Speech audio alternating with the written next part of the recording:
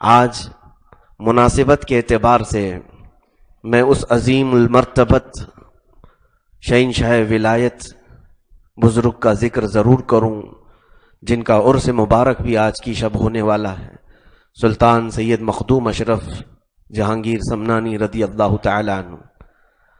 اولیاء کاملین میں دو بزرگ ایسے ملتے ہیں جنہوں نے بادشاہت چھوڑ کر کے ولایت کو اختیار کیا، فقر کو اختیار کیا۔ ایک حضرت ابراہیم بن ادھم رضی اللہ تعالیٰ عنہ، دوسرے حضرت مخدوم اشرف جہانگیر سمنانی رضی اللہ تعالیٰ عنہ۔ 15 سال کی عمر میں ان کو بادشاہت مل گئی تھی۔ ایک بادشاہ کے بیٹے تھے، ان کے والد گرامی حضرت سید ابراہیم۔ 15 سال کی عمر میں بادشاہت کے منصب پر آپ کو بٹھایا گیا۔ 10 سال آپ نے حکومت بھی کی۔ ایسے عدل اور مولا تعالیٰ کی معرفت کی طرف دل لگنے لگا، اور کچھ دنیا سے کنارہ کشی کی خواہشیں پیدا ہونے لگیں۔ تب ایک بزرگ کا وہاں سے گزر ہوا، انہوں نے آپ کو کچھ ٹکڑے کھانے کے لیے دیے اور اویسی اشغال کی کچھ اجازتیں دیں تنہائی میں۔ اس کے بعد حضرت مخدوم اشرف سمنانی کا حال یہ تھا کہ 25 سال کی عمر میں پوری بادشاہت کو ترک کر دیا جو شاہانہ کر و فر تھا۔ آپ کے ارد گرد ہزاروں سپاہی ہوتے تھے، وزیر ہوتے تھے، امراء ہوتے تھے۔ سلطنت کا جو ٹھاٹ باٹ ہوتا ہے اسے چھوڑنا ہر انسان کے بس کی بات نہیں۔ چھوٹی سی کرسیاں لوگ نہیں چھوڑتے، وہ تو بادشاہت کی بات ہے۔ مرنے تک بھی سیاست کی ہوس لوگوں سے جاتی نہیں ہے۔ یہ منصب جس کو حب جاہ کہا جاتا ہے، اولیاء کاملین فرماتی یہ زہر ہے انسان کے لیے، زہر ہے۔ بعض لوگ صرف اس لیے کرسیاں حاصل کرتے ہیں تاکہ وہ اپنے نفس کو خوش کر سکیں، باقی ان کا نفع کچھ بھی نہیں ہوتا ہے۔ دیکھتے نہیں آپ لاکھوں کروڑوں کی لاگت میں الیکشن میں پیسے خرچ کر کے کرسیاں جماتے ہیں، پتہ نہیں اتنا ان کو حاصل ہوتا ہے کہ نہیں ہوتا۔ لیکن بعض منصب ایسے ہوتے ہیں محض اپنی خواہشات کو پوری کرنے کے لیے۔ میرے عزیزو، یہ حب جاہ، حب منصب، یہ بہت بڑا زہر ہے، اسے چھوڑنا بہت مشکل ہوتا ہے۔ یہی چیز میں دکھانا چاہتا ہوں کہ مخدوم اشرف سمنانی کوئی ایک محلے کی کرسی چھوڑ کر نہیں آ رہے تھے۔ ایک بڑی بادشاہت سلطنت سمنان کی آپ نے کرسی کو ترک کیا، اور جب نکلنے لگے تو ان کی ماں نے یہ کہا کہ بیٹا ساتھ میں کچھ وزیروں اور سپاہیوں کو لے جاؤ، لوگ کیا کہیں گے، 10 سال کا بادشاہ ایسے ہی جا رہا ہے۔ انہوں نے اپنی ماں کی بات رکھتے ہوئے کچھ وزیروں اور سپاہیوں کو آدھے راستے تک بلایا، اور اس کے بعد اپنے اوپر پہنا ہوا جبہ بھی اتار کر کے دے دیا۔ جو سلطنت کا جبہ تھا وہ بھی اتارا، اور محض ایک تہبند اور اپنے جسم کے اوپر ایک تھیلا لٹکائے ہوئے ایران کی سرحدوں سے نکل کر کے آپ لاہور ہوتے ہوئے ہند تک آئے ہیں۔ پیدل سفر کرتے ہوئے اس بیچ کتنے صحراؤں کا سفر کیا، کتنے سمندروں کو پار کیا، اور کتنی پہاڑیوں کو عبور کیا۔ بتایا جاتا ہے کہ جب ہند پہنچے تھے آپ کے پیروں میں اتنی سوجن آ چکی تھی مسلسل پیدل چلنے کی وجہ سے۔ بڑا وقت کا بادشاہ دنیا کو ترک کر کے نکلا ہے، اور جب یہاں پہنچے سلطان علاء الحق الدین پنڈوی رحمت اللہ تعالی علیہ، مالدہ بنگال کی سرزمین پر بڑے شیخ تھے، ان کے دربار میں 12 سال تک مجاہدے کی۔ اس کے بعد انہوں نے جونپور آپ کو بھیجا، جہاں آج کی چوچھا شریف ہے، پہلے یہ جونپور کا حصہ ہوا کرتا تھا۔ یہاں پر آپ نے اپنی خانقاہ بنائی اور کشف و کرامات کے دریا بہائے ہیں۔ اللہ رب العزت نے پھر زبان میں وہ تاثیر عطا فرمائی، وہ تاثیر عطا فرمائی کہ جو کہہ دیں وہ ہو جاتا تھا، جو کہہ دیں وہ ہو جاتا تھا۔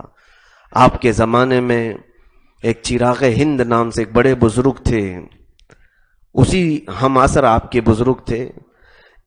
ایک چھوٹی سی بات میں آپ کو بتا دوں کہ حضرت مولانا کبیر الدین رحمت اللہ علیہ ہیں، اس زمانے میں یہ تقریباً جوان تھے، اور ان کو خواب میں ایک بزرگ کی شکل نظر آئی۔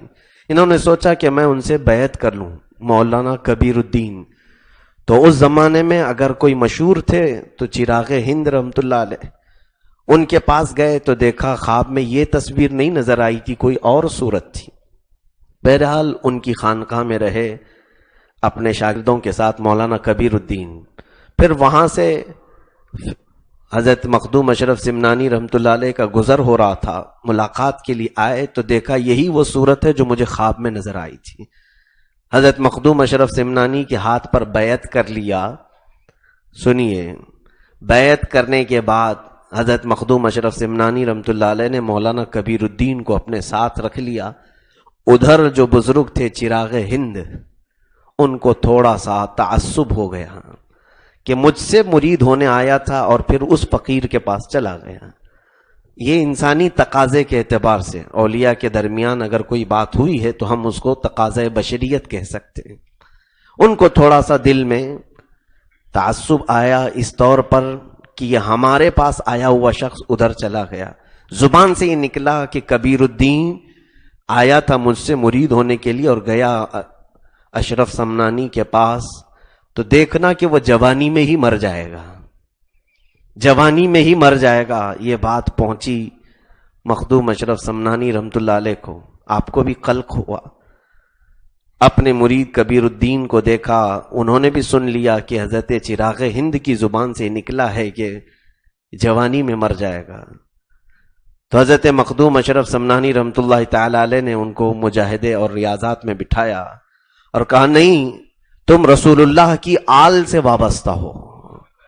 مخدوم اشرف سمنانی رضی اللہ تعالیٰ عنہ آل رسول تھے، آل سے وابستہ ہو۔ تمہارے متعلق چراغ ہند نے جو کہا تم کیا کہتے ہو؟ تو کبیر الدین صاحب نے کہا کہ حضور میں کیا کہوں، جو جملہ انہوں نے میرے لیے کہا ہے اس کو پلٹا دیجیے آپ، بس میری اتنی خواہش ہے۔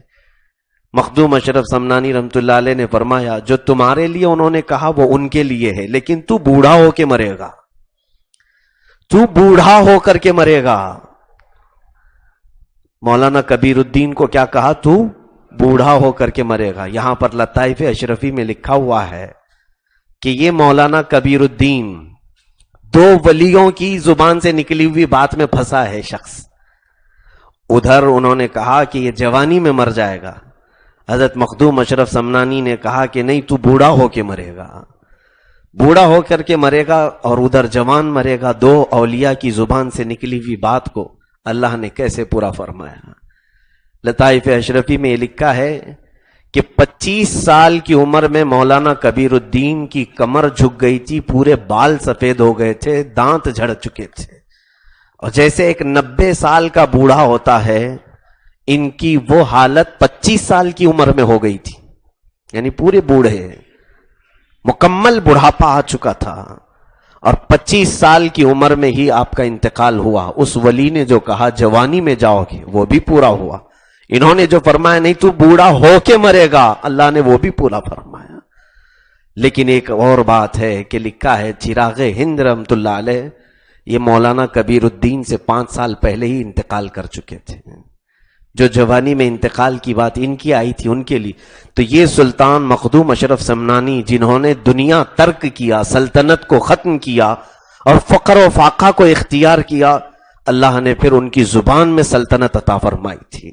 ایسے کہ کچھوچا جب پہنچے تھے تو یہاں کے لوگ بڑے پریشان بھی کرتے تھے، جادوگر بھی تھے، الگ الگ قسم کے لوگ بھی۔ ایک بار وہاں کے لوگوں نے پلان بنا کر کے حضرت مخدوم اشرف سمنانی رضی اللہ تعالیٰ عنہ کو مذاق بنانے کے لیے اس طور پر کہ ایک جنازہ لائے، جنازے میں زندہ آدمی تھا، زندہ آدمی کو رکھ کر کے جنازے میں پوری قوم آئی ایک بستی کی، اور یہ کہا آج مخدوم اشرف سمنانی سے جنازہ پڑھواتے ہیں، اور جیسے ہی وہ تکبیر باندھیں جنازے میں سویا ہوا آدمی اٹھ جائے ہم تالیاں بجائیں گے، یعنی وہ جو سویا ہوا ہے وہ اٹھ کر کے کھڑا ہو جائے گا تو پھر یہ نماز کہاں کی؟ تو وہ لوگ آئے مخدوم اشرف سمنانی کے پاس، رونا دھونا کرنے لگے کہ ہمارے گھر میں انتقال ہو گیا، آپ جنازے کے لیے۔ آپ نے کہا کسی اور سے پڑھوا لو، کسی اور سے پڑھوا لو۔